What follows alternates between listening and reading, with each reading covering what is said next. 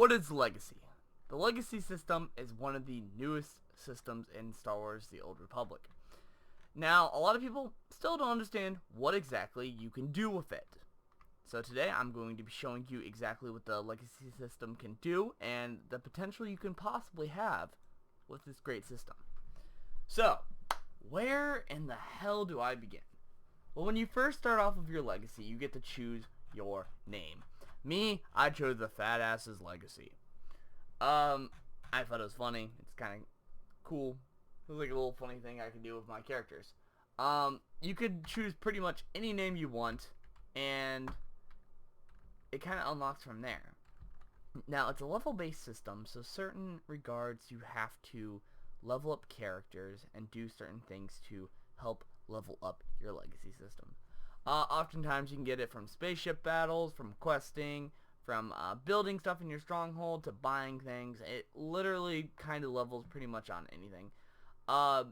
Mainly it levels from questing. That's kind of like the main way, and starship battles. So those are like really the two main ways to get it to level up. Most of the time it really doesn't matter about leveling. It's more about just getting through the system. Now, as you can see, how it works is you can get different upgrades for your characters while at the same time also getting different global unlocks. So, where do I even begin with describing the system? It is so complex. I mean, you can have anything from a freaking family tree to achievements to your global unlocks for all your stuff on the servers to character perks. It's just like it's everywhere. So I guess the greatest part to show you is the character perks. So these are the easiest to obtain. You can do stuff like buying different upgrades and all that. So, for example, increases the amount of XP obtained from completing war zones by 6%. And it slowly gets higher and higher. So, obviously, I would never spend it on XP stuff, but you could probably spend it as you go to get higher level. If you're trying to, like, bust out levels, like, you're just like, I want to get it from max level in one night. I mean, you could, and you could spend your money as you go in all these different slots and slowly upgrade your character to be pretty much a leveling machine. So that's always a great way to do it. Now, there are different ways of doing this, however, that are really cool. See, as you level up your Legacy, you unlock more stuff. So, for example, look at this. You can unlock Treek, this little cute, like, furball companion, for 300,000, and your Legacy level has to be 40. So, that is really cool. A really cool way of getting different incentives in here. You can do stuff such as spawn a repair droid. You can do mailbox or field specialization. I mean, there's so many different things. You can teleport to different planets, all types of stuff. That is really cool and one of the easiest systems to understand. And most of the systems that you're going to be doing in the game are mainly going to be these because they're a little bit more obtainable on characters. The next one is obviously global unlocks. Now these are the really meat and potatoes of the system. These are the ones that are like the big goals. So, for example, completing Chapter 2 of Agent allows you to get new emotes, so each one representing the class.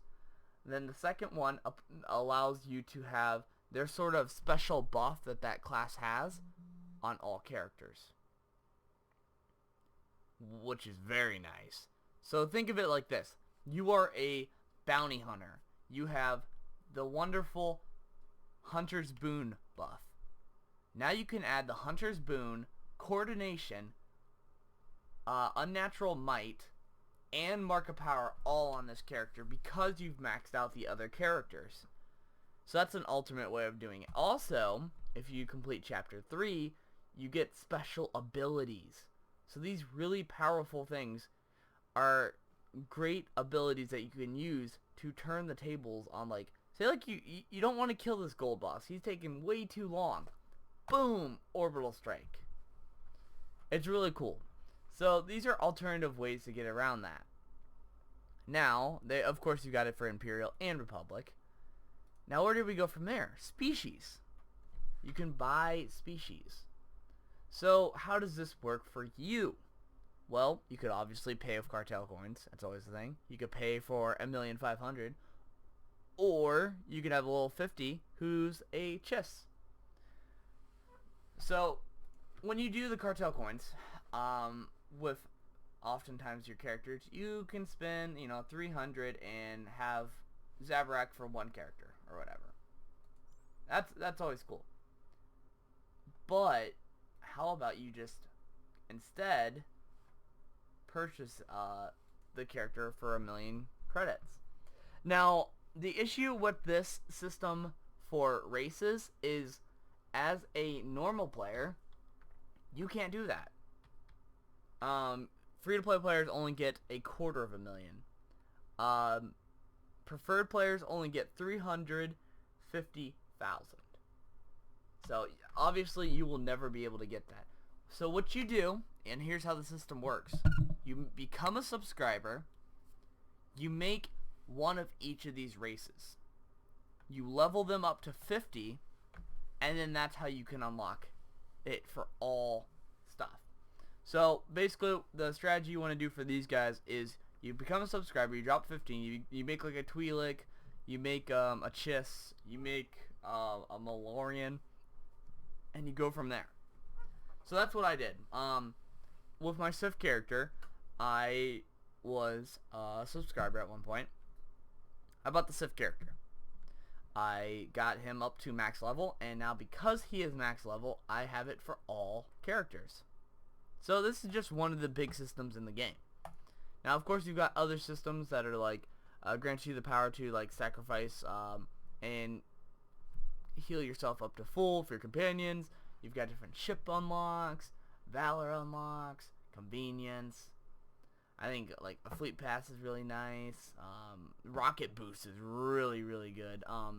You get to boost your character up, and just it's a great way to get around having a mount or like inside and everything. So rocket boost is really nice. You just got a lot of different stuff, and that's pretty much what the legacy system is all about.